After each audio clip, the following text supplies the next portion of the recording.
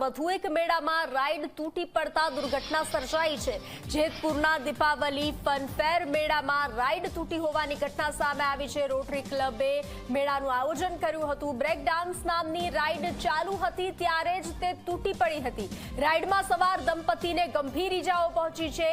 ધવલ મંડલી અને ગાયત્રી મંડલી નામના દંપતીને ઈજા પહોંચી છે। બંનેને પહેલા સારવાર માટે જેતપુર સિવિલ ખસેડવામાં આવ્યા હતા, જે બાદ વધુ સારવાર માટે જૂનાગઢ લઈ જવામાં આવ્યા છે। ઘટના બાદ ફનફેરના આયોજકો સિવિલ હોસ્પિટલ પહોંચ્યા।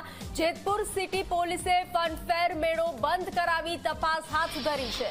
તો આ મહત્વના સમાચાર, રાઈડ તૂટવાની દુર્ઘટના સામે આવી છે, જેમાં દંપતીને ગંભીર ઈજાઓ પહોંચી છે। તેઓને સારવાર અર્થે ખસેડવામાં આવ્યા છે। રાજકોટના જેતપુરની આ ઘટના છે, જ્યાં દીપાવલી ફનફેર મેળામાં રાઈડ તૂટી હતી। રોટરી ક્લબે આ મેળાનું આયોજન કર્યું હતું, જેમાં બ્રેક ડાન્સ નામની રાઈડ ચાલુ હતી ત્યારે તે તૂટી પડી હતી।